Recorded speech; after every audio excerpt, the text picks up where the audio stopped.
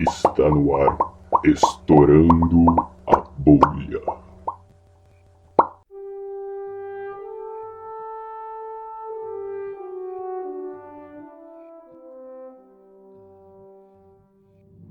Vamos começar agora na segunda parte, né? Um pouquinho mais dentro, enfim, do que a gente dessas notícias que da pauta quente, da fritação de cabeça e soco na nuca que a internet vem trazendo pra gente.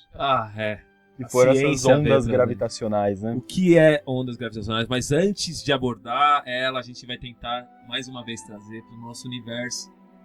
Na verdade, é o nosso universo, né? Mas enfim. O que é um espaço-tempo?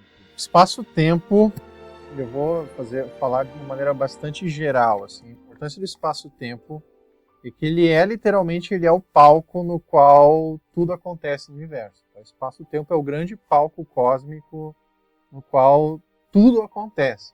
Então, primeiro você tem um palco e depois você tem os atores, você tem as estrelas, planetas, seres humanos, tal. O espaço-tempo é esse grande palco cósmico. O que significa isso? Tá? Para você descrever qualquer coisa nesse grande palco cósmico, você precisa descrever a posição das coisas, a posição dos atores e o momento no qual esses atores estão interpretando. Para descrever a posição, você precisa do espaço. Para descrever o momento, você precisa do tempo. E hoje em dia, na física, nós encaramos espaço e tempo, que você precisa dessas duas coisas para descrever qualquer coisa que acontece no universo. E na física, hoje em dia, nós não encaramos o espaço de uma maneira separada do tempo. Na física, hoje em dia, espaço e tempo é uma única entidade. Você não tem como separar espaço e tempo. Na física, as duas coisas estão combinadas e levam o nome de espaço-tempo. Mas na prática, ela é então esse palco cósmico no qual os eventos do universo acontecem. É o palco cósmico que nós interpretamos as coisas que acontecem no universo. Então, basicamente, quando você quer saber a posição de algum astro e de alguma coisa, você precisa saber onde no espaço-tempo quando ele estava, para depois saber a posição exata dele. Sim. Basicamente. Sim, mas essas duas descrições então são unificadas hoje em dia. Essa coisa única, essa moldura única chamada de espaço-tempo. E assim está um pouco abstrato, tá? Mas na prática é como se fosse um palco cósmico, tá? Em que os eventos cósmicos acontecem. Só que então o que acontece é que até cerca de 100 anos atrás, antes de Einstein, quem ditava as regras na física era o Newton. E de acordo com Newton, esse palco cósmico chamado de espaço-tempo, ele era uma moldura absolutamente rígida, e imutável e absoluta. Então, para Newton, esse espaço-tempo, esse palco cósmico, ele era um palco absolutamente rígido e absolutamente imutável. E uma das grandes contribuições que o Einstein fez quando ele reescreveu a Enciclopédia da Gravidade, a Teoria da Relatividade Geral, é que ele nos mostrou que esse palco chamado espaço-tempo, ele não é rígido e imutável, ele pode ser deformado, ele é flexível. Tá?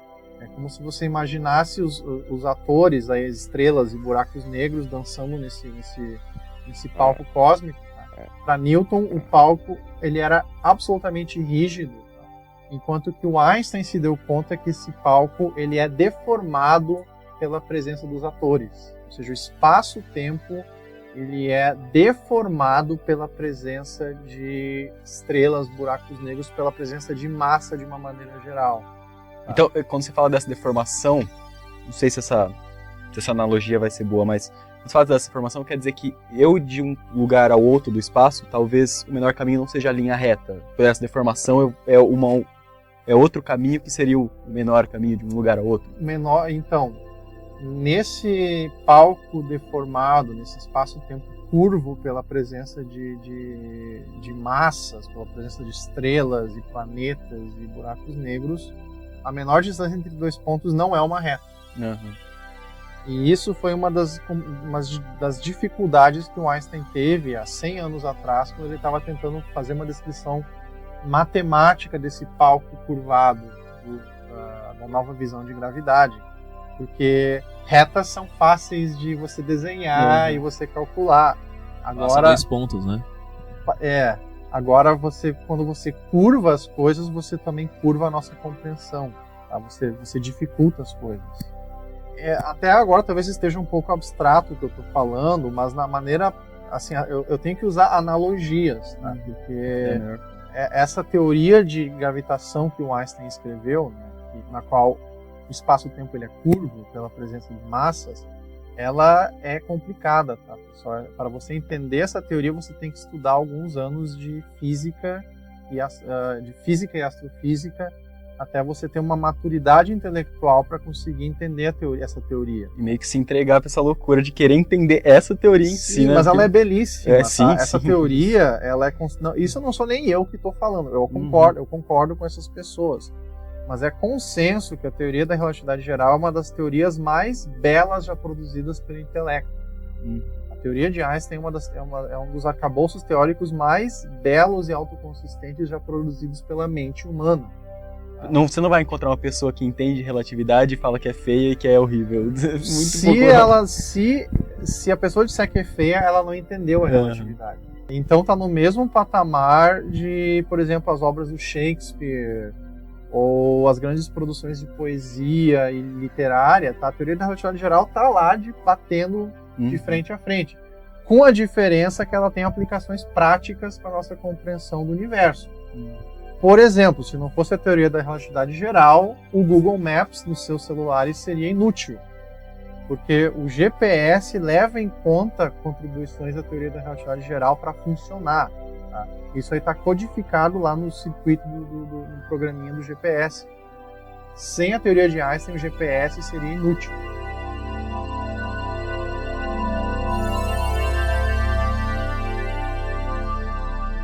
Então, em primeiro lugar, a imagem que vocês têm que ter em mente é que esse espaço-tempo é um palco da realidade, um palco cósmico no qual estão os atores cósmicos estão às vezes dançando, às vezes nem tanto dançando. Às vezes se degladiando.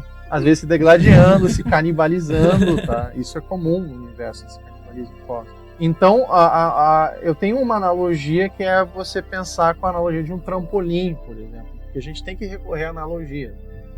Então, se você pensa então uma região do espaço que não tem nenhuma estrela, nenhum planeta, nenhum buraco negro, por exemplo. Tá? Agora você representa essa região do espaço por um trampolim. Na sua cabeça imagina que isso é um trampolim. Tá?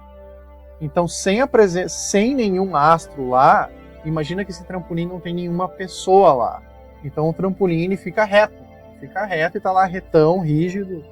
Agora, quando alguém sobe no trampolim, tá, ele se entorta. E uma coisa muito parecida acontece quando você coloca um astro no espaço, ele entorta o espaço-tempo.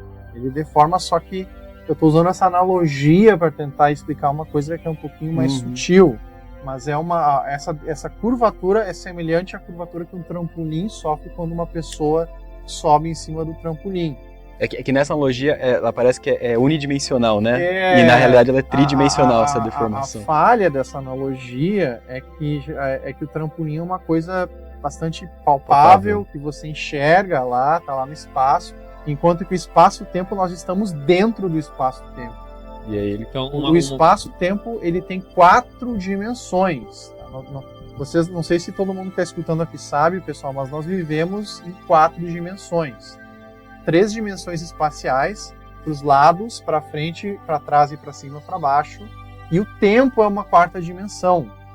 Que você pode, da maneira como os físicos tratam, ela é física. Ela é uma dimensão. Uma dimensão. A gente está, uma dimensão na realidade, física, a gente está se deslocando na direção do tempo agora, nesse exato momento. Nós estamos navegando nessa direção tempo para o futuro.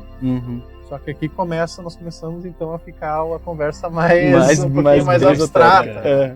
Mas então aí que está a dificuldade de transportar essa analogia do trampolim. Então, trazendo um pouquinho para a analogia do trampolim, tentando traduzir um pouco, é como se subisse um cara em cima do trampolim, ele deformasse para baixo, e se tivesse um espectador embaixo, ele estaria deformado para cima, com um cara em cima dele. Então você já acabou de chegar numa das falhas da analogia. Então, esse seria o para baixo, que é a curvatura que eu estou representando no trampolim, essa coisa acontece em 4 dimensões no espaço-tempo. Aí que é o problema. Aí que é o problema. O cara na direita, o trampolim teria que estar pra esquerda. Isso, e é por isso que para entender mesmo complexo. essa analogia, você tem que trabalhar com as equações, que nada mais são do que uma partitura musical para entender a teoria. As equações da física são como se fossem partituras musicais. O instrumento é a realidade. Olha, tá? não é um ukulele. Não é um ukulele. Tá? Mas se você estudar as equações, se você aprender a ler essa partitura da física, tudo faz sentido. Tá? E a curvatura você vai entender o que é essa curvatura. Eu só não vejo a hora de sentir assim com Física 3 também. Vai demorar um pouquinho. E aí, surgindo desse assunto, assim, foi a realidade geral, não a restrita, que trouxe isso à tona, que ele meio que fez um boom na nossa cabeça sobre o que é a gravidade em si.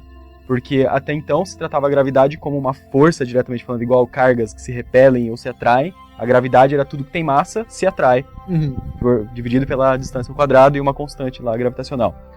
E só que aí a teoria da relatividade geral veio e fala que a gravidade é uma deformação no espaço-tempo. Será que tem como a gente entender isso com as poucas ferramentas que a gente conseguiu ver agora do que é espaço-tempo? Ou não? É muito complicado. O que é válido, afinal, né? Einstein, Newton, os dois, sei lá. Nós estávamos falando até agora, como você bem mencionou, a gravidade, hoje em dia, a nossa visão moderna, nem é tão moderna assim a nossa visão de gravidade hoje em dia, porque ela já tem 100 anos de idade. Mas a gravidade, ela não é mais vista como uma força. Tá? A gravidade, ela é vista com essa própria deformação desse espaço-tempo. Isso é a gravidade. Ou seja, na analogia do trampolim, se ele está reto, se o espaço-tempo está sem nenhuma massa, o trampolim está reto, não tem gravidade. Agora você coloca um astro lá, ele deforma o espaço-tempo, curva o trampolim, na analogia. Essa curvatura é a gravidade física, é a visão da gravidade. Para você entender isso aí, você pode tentar fazer uma visualização intuitiva disso recorrendo ao YouTube. Se você tem vários vídeos de experimentos no YouTube e é possível fazer isso de uma maneira relativamente simples, que é você pegar pode até ser uma meia calça ou uma lona, uma lycra ou um elástico, uma membrana elástica aí, tá? E você estica essa membrana elástica, tá? E isso então corresponderia a um espaço-tempo Ao trampolim sem ninguém. A um trampolim sem ninguém. E daí você larga alguma bola pesada lá, um pezinho, sei lá, e ele vai curvar essa lycra ou essa meia calça, sei lá que material você vai usar. E isso vocês encontram no YouTube. Tá? Dá para encontrar, pessoas já fizeram esse tipo de coisa e filmaram e colocaram no YouTube. E então se você pegar e daí largar bolinhas nessa lona, elas vão seguir trajetórias que, se você olhar, vão ser parecidas com trajetórias que os planetas seguem ao redor do Sol. Se esse peso maior representar o Sol, e você largar bolinhas mais levezinhas, tá, nessa lona deformada pela bola maior, vai ser muito parecido com o movimento dos planetas ao redor do Sol. E da mesma forma que se tiver, por exemplo, uma bolinha fazendo o buraco, a deformação na lona, e eu pegar outra bolinha e deixar ela cair em direção da bola maior. Isso somos nós na Terra, na realidade. Isso, exatamente. Bom, agora a gente já tem uma noção do que é essa deformação do espaço-tempo, que é a gravidade, mais ou menos o que é o espaço-tempo. Aí vem a bomba, que foi a tal das ondas gravitacionais, que acaba sendo uma onda que se propaga no espaço-tempo em si. Enfim, explica pra gente melhor o que é. Ondas gravitacionais. Então, se vocês se vocês escutaram então a conversa até o momento, nós conversamos, né, que hoje em dia, na nossa visão moderna da realidade física, da realidade, não precisa dizer física, da realidade, poderia dizer realidade literária, realidade mental. Mas é realidade. Realidade mesmo, realidade física. Então, o espaço-tempo, ou seja, o palco cósmico que nós habitamos, ele é deformado pela presença de massa. E essa deformação, ela é a gravidade em si. repetindo. Então foi previsto há quase 100 anos atrás, pelo nosso glorioso Einstein, que se você tiver movimentos muito abruptos e violentos de astros no universo, o que vai acontecer é que esse movimento acelerado desses astros, o movimento tem que ser muito intenso. Astros muito massivos? Ou poucos massivos também gerariam? Na verdade, tudo... Então, só completando o raciocínio, qualquer movimento acelerado de massa, tá, gera ondas gravitacionais. Então, repetindo, qualquer movimento acelerado de massas gera ondas gravitacionais. Como é que você visualiza uma onda gravitacional? Uma onda gravitacional, eu vou usar novamente uma analogia, porque os assuntos são um pouquinho... Não é complexo, usando analogias não é complexo, na verdade. Você pensa, imagina na sua cabeça agora um lago muito tranquilo, tá? Um lago sem nenhuma perturbação. Agora escute na sua cabeça uma música tranquila, uma música clássica. Alguém praticando yoga do lado. Uma música de yoga, que yoga tá na moda hoje em dia, né? Pilates. Isso, tá? Você imaginou esse lago? Imaginou. A superfície do lago tranquila, plácida, música de yoga tocando, tá? E você tá lá no meio do lago, num barquinho, tá? Barquinho parado, e você começa a bater a sua mão, tá? Repetidamente você começa a bater na superfície do lago. Começa a bater com força, tá? Vai socar o lago, tá? Você tá muito bravo com o lago e você começa a socar lá. Muita paz. Você começa a socar esse lago e o que vai acontecer? Você vai ver que vão ter ondas na superfície do lago que vão se propagar em todas as direções a partir de onde você está socando o lago, tá? E vão se propagar em todas as direções do lago, sendo originadas onde você estava batendo repetidamente no lago. Tá? As ondas gravitacionais são quase que isso, tá? São ondas muito parecidas com essas ondas na superfície do lago, tá? Só que a origem delas não é a sua mão, elas se originam em movimentos acelerados de massas do universo. Então essas ondas elas surgem nesse movimento, tá? E elas não precisam de água ou meio material para se locomover. Elas se propagam no vácuo e elas são uma onda de deformação do espaço-tempo. Mas a maneira como elas são produzidas não é então você batendo a mão no lago, tá? É um movimento intenso de massas. Elas se propagam em todas as direções a partir de onde teve origem o movimento, esse movimento acelerado, e elas percorrem todo o universo. Tá? Elas percorrem todo o universo e afetam tudo que existe, porque elas são ondas que se propagam no espaço-tempo. Não é que nem ondas na água, que é uma perturbação da água. Ela é uma perturbação da estrutura do tecido do espaço. Isso é uma onda gravitacional. Bum, explodiu a cabeça. Explodiu a mente. Então, Você foi chacoalhado pelas ondas e pelo que o professor acabou de falar. Isso, então, por favor, recolha os restos dos seus cérebros agora, que tem mais, tá? Isso... Então, essas ondas gravitacionais, elas foram previstas nas partituras da física, nas equações da física, há mais de 100 anos agora. Tá? Elas foram previstas, e para você gerar uma quantidade detectável de ondas gravitacionais, pessoal, você precisa de coisas extremamente violentas no universo para você gerar essas ondas gravitacionais. E longe de preferência, você não vai querer que De isso aconteça preferência, do seu lado. da Terra, tá? Então, o que gera quantidades grandes de ondas gravitacionais? Explosões de estrelas, colisões de buracos negros, tá? Colisões de estrelas. Tá? Esse tipo de coisa gera um monte de onda gravitacional. Mas então, o que acontece é que nós estávamos aí há 100 anos, que isso aí é uma previsão bastante sólida das equações, mas nós até o momento não tínhamos detectado diretamente essas ondas gravitacionais.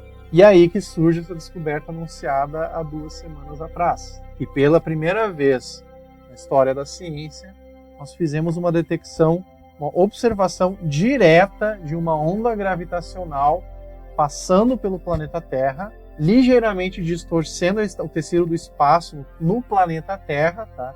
E distorcendo os detectores que nós temos aqui na superfície da Terra, através da qual nós detectamos que passou uma onda gravitacional aqui na Terra. Juntem de novo os cacos da sua mente. Então você quer dizer que todo mundo foi entortado pela onda? Sim, todos na Terra foram entortados um pouquinho pela passagem dessa onda gravitacional. Eu, você que está ouvindo, tá? todos nós fomos ligeiramente distorcidos, curvados pela passagem dessa onda gravitacional aqui na Terra. E assim, você tem alguma noção de essa deformação em números, assim, tipo em, sei lá, em nanômetros? Quão perceptível ela foi. Assim? Aí que começa... Eu quero ver se eu engordei por causa disso aí. Infelizmente você não pode culpar a balança, tá, pela passagem dessa onda gravitacional. Se a balança o ponteiro aumentou na balança, infelizmente você não pode culpar a onda gravitacional. Tá? Essa onda gravitacional em particular que foi detectada e que vai, na minha opinião, o mais incrível ainda está por vir, tá? Porque esse é o começo de uma revolução na astronomia, essa observação dessa onda gravitacional. Ela foi criada, a origem dessa onda gravitacional aconteceu a cerca de 1 bilhão de anos-luz de distância. Lembrando que um ano-luz é 1 trilhão de quilômetros, aproximadamente, se eu não me engano. É tanto zero que até eu me atrapalho. Tá? É 1 com muito zero. Então, um ano-luz é 1 seguido de 15 zeros metros. Essa onda gravitacional ela foi produzida a 1 bilhão de anos-luz de distância, aproximadamente. Então é 15 vezes 9. Algo, 1 a sim, 15 sim. zeros vezes mais 9 zeros. E ela demorou... Ela foi produzida 1 bilhão de anos atrás. E ela foi produzida na colisão de 2 buracos negros. Eram 2 buracos negros enfurecidos, tá? Que há 1 bilhão de anos atrás eles estavam num balé cósmico, e eles foram cada vez mais se aproximando um do outro no balé cósmico, até que eles se fundiram, geraram um novo buraco negro com a massa combinada deles, tá? Então foi um canibalismo cósmico. Isso aconteceu há 1 bilhão de anos atrás, distorceu a estrutura do espaço de uma maneira tão violenta que produziu então essas ondas gravitacionais. Ficaram 1 bilhão de anos percorrendo o vazio do espaço, até que em 14 de setembro de 2016, essas ondas passaram 2015. aqui na Terra. 2015, muito bem, não no futuro, tá? No passado. Até que em 14 de setembro de 2015, 1 bilhão de anos depois que elas foram produzidas no vazio do espaço, elas passaram aqui na Terra. Só que então, com a distância, tá? Essas ondas elas se atenuaram. À medida que elas foram percorrendo o espaço, elas foram se atenuando. É meio que força. parecido com a luz, assim? Isso, muito bem, exatamente. Ou mesmo com tsunamis, né? Que a onda se atenua com a passagem, com a distância. Então, a deformação que ela causou aqui na Terra é quase imperceptível. Para vocês terem uma ideia, o instrumento que detectou a passagem dessa onda gravitacional, que se chama-se de LIGO, ou em inglês LIGO, que é a sigla para Observatório Avançado de Interferometria Laser de Ondas Gravitacionais. Recolham os caquinhos. Que na física isso aí são interferômetros, que é o nome de um aparelho na física que pode ser usado para medir mudanças de distância, tá, ou perturbações. Ele causou uma deformação quase imperceptível do espaço quando a onda passou aqui. Esse quase é muito importante, gente. Esse é por isso que a gente está quase conversando agora. É muito importante. A deformação do espaço que essa onda causou é menor do que um próton. Em termos de deslocamento, ela foi menor do que um próton. Sabe o que significa isso? Meu. Que minha balança era muito precisa, né? Com certeza. Nossa. Tá? Então, como eu estava falando antes, para você detectar uma perturbação na estrutura do espaço que é menor do que o tamanho de um próton, você imagina a precisão do aparato de medida que você precisa para medir com precisão assim. Então, como vocês mencionaram antes, tem dois observatórios, ou a gente pode chamar de experimentos desse LIGO. Um fica no estado de Washington, nos Estados Unidos, o outro fica no estado de Louisiana, e tem outros que estão sendo construídos, um na Itália, na Alemanha. Virou bagunça, né? Agora todo mundo quer embarcar nessa. Mas já tinha um construído na Itália, que está sendo aperfeiçoado, na Alemanha, no Japão, se eu não me engano, e até mesmo na Índia, pessoal. O governo indiano, a semana passada, aprovou a construção de um aparato como esse na Índia. O quão caro é um aparato desse? Bilhões de reais. Então, isso bilhões de reais pela ciência. Pela só. ciência, Isso mas é que bonito vai demais. revolucionar a nossa visão de universo. Para vocês terem uma ideia, a precisão desse instrumento é tão grande que eles têm que filtrar todas as interferências que afetam, vibrações que afetam lá o laboratório. Então, por exemplo, caminhões passando a dezenas de quilômetros do laboratório, eles detectam lá nesse instrumento. O caminhar de uma terremoto, pessoa, então. O caminhar de uma pessoa afeta lá, as correntes elétricas dos aparelhos afetam lá o instrumento. Eles detectam as correntes elétricas desse aparelho. Tá? 60 Hz aparece lá no instrumento. Se der um terremoto em Tóquio, aparece lá no instrumento. Então, uma das coisas que demorou mais de 20 anos para eles aperfeiçoarem esse instrumento é justamente filtrar todas essas influências externas para deixar somente perturbações no tecido do espaço serem detectadas. Esse é o aparelho de sísmica mais preciso que já Pois é. Sim. Vamos supor que eu esteja mais próximo da fonte dessas ondas gravitacionais. O que aconteceria comigo se eu não morresse, se eu estivesse vivo? O que aconteceria comigo? Ou com as pessoas ao redor? Se você estivesse perto, então, por exemplo, desses dois buracos negros que estavam, que se fundiram, né, e foram uma fonte violenta de ondas gravitacionais. Se estivesse, por exemplo, a algumas centenas de quilômetros de distância desses objetos. Tá? Vamos botar uma distância plausível para o que eu vou descrever o que iria acontecer com você. Efeitos práticos da passagem de uma onda gravitacional quando você está lá perto do turbilhão cósmico. Que é para se precaver. Se passar uma onda gravitacional, você sabe o que tem que fazer. Isso. Fica abaixo da mesa, se cuida, fica embaixo do batente da porta. Então eu sinto muito, mas não haveria maneira de você se proteger de uma onda gravitacional. Tá? Não haveria, não adianta ter um capacete, não adianta se ir dentro de uma câmara de chumbo, botar um colete à prova de balas, botar protetor solar fator 1 bilhão. Não adianta, porque você não tem como fugir de uma onda gravitacional, que é a grande diferença em relação a uma onda eletromagnética. A onda gravitacional ela afeta o tecido do espaço, ela afeta tudo que tiver no espaço, ou seja, tudo. Tá? Ou seja, você. Ou seja, você. Tá? Só tudo. Então, se você tivesse, por exemplo, a 100 km de distância dessa fusão de buracos negros, você iria ver uma coisa extremamente bizarra acontecer. Você iria ver que tudo ao seu redor está começando a vibrar de uma maneira extremamente... É como se fosse um terremoto, tá? Que afeta tudo que existe, que está ao seu redor. Tá? Normalmente quando passa um terremoto, e não sei se você quem aqui que já viveu um terremoto, mas é uma coisa horrível, uma coisa desesperadora, tá? Mas é só você sair do chão que você, pronto, passou o terremoto. Agora, uma onda gravitacional violenta, ela é um terremoto que afeta tudo que existe, tá? Então não tem como se proteger, tá?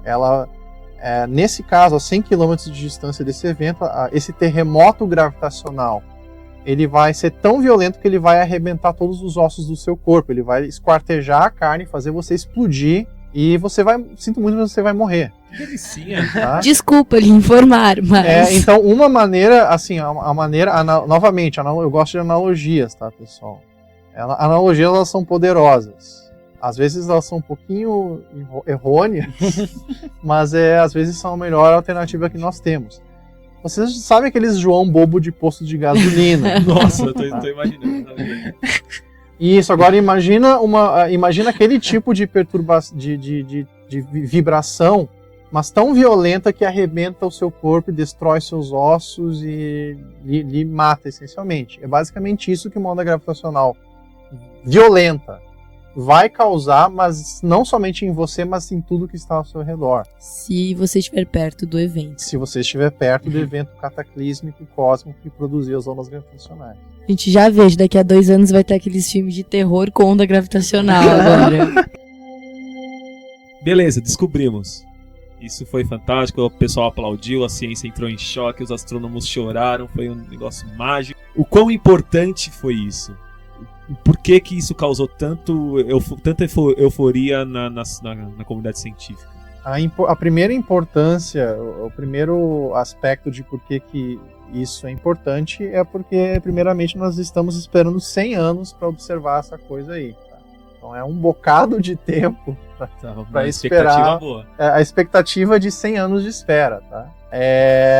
Isso é o número 1. Número 2, a observação direta de uma onda gravitacional, ela marca o início de uma revolução na astronomia. A astronomia, a partir de 2 semanas atrás, mudou. Há um novo tipo de astronomia baseada em ondas gravitacionais. Há séculos nós usamos a luz para fazer imagens do universo e para entender o universo observando a luz. E com essa descoberta agora nós não somente estamos limitados a observar a luz do universo para aprender sobre o cosmos, mas nós podemos agora escutar a sinfonia do espaço-tempo. Podemos literalmente escutar o espaço-tempo para aprender sobre o universo. Isso então é uma revolução na astronomia, é um novo tipo de astronomia. Tá? Então isso é o número 2. Número 3, as ondas gravitacionais elas são produzidas nos eventos mais misteriosos e violentos do universo. Então elas vão nos trazer informações sobre os lugares mais violentos e misteriosos do universo, que nós não somos capazes de obter essas informações com nenhum outro tipo de astronomia. Então as ondas gravitacionais vão nos ensinar coisas que nós nem temos ideia ainda sobre os ambientes mais misteriosos e violentos do universo, que envolvem buracos negros, né, e estrelas de nêutrons. É o lado escuro do universo. Então esse é o terceiro aspecto da importância. Na minha opinião, o mais incrível ainda está por vir. Tá? A gente vai aprender umas surpresas aí que vai talvez reescrever a enciclopédia da gravidade. Tá? Tem esse capítulo em aberto da enciclopédia da gravidade. E as ondas gravitacionais vai permitir que a gente talvez complete essa enciclopédia. Espero, não sei. E tem alguma previsão para botar um LIGO em órbita? Isso seria sem interferência quase nenhuma. Não, né? eu tô dizendo, vocês têm que seguir aqui os caminhos da sua colega Flor e fazer Vou pegar a transferência astrofísica. agora. Vem com nós. Existe sim, tá? Existe um observatório espacial que foi inclusive tá em órbita já, e estão sendo feitos testes nesse observatório, e ele leva o nome de LISA. Que bonitinha. Ela toca saxofone, gente, de vez em quando. Mas ninguém ouve porque é no espaço. E então, de fato, ele já tá, então estão sendo feitos testes. E esse pessoal, os físicos e engenheiros e astrofísicos do experimento LIGO, que fez essa descoberta revolucionária, eles fizeram exaustivos testes para se assegurar que os interferômetros, que é o nome técnico para esses aparatos, que eles estão funcionando direito. Então eles introduziram vários tipos de vibrações para saber se eles captavam, porque o que você precisa detectar na prática são vibrações, tá? São coisas que afetam o movimento de massas. Tá? As ondas gravitacionais causam vibrações quando elas passam. Então eles fizeram testes exaustivos. Aí os detalhes dos testes eu não sei, porque eu não faço parte da colaboração LIGO. Então eu tenho um conhecimento limitado sobre o experimento. Mas uma das coisas que é sacanagem, inclusive, lá da colaboração LIGO, volta e meia eles introduziam sinais falsos no experimento, tá? Eles introduziam sinais falsos que pareciam ondas gravitacionais no medidor, para testar se os caras que estão lá monitorando o experimento, se eles estão espertos, entendeu? Só pela zoeira. Só pela zoeira. Não, para também testar, para saber se passar uma onda gravitacional, eles vão saber avisar, de detectar. Né? Vai passar. Fica esperto aí. E isso aconteceu em 2010, tá? Em 2010, olha só o tamanho da zoeira. Zoeira, né? Não, é sacanagem. Isso foi sacanagem mesmo. Eles introduziram um sinal falso no experimento, tá? Que parecia uma onda gravitacional perfeita no interferômetro. E é claro que os caras que estavam lá monitorando, esses caras têm até bips às vezes. Eles têm coisas que avisam eles quando passou um evento, eles são acordados, quando passa uma coisa surpreendente.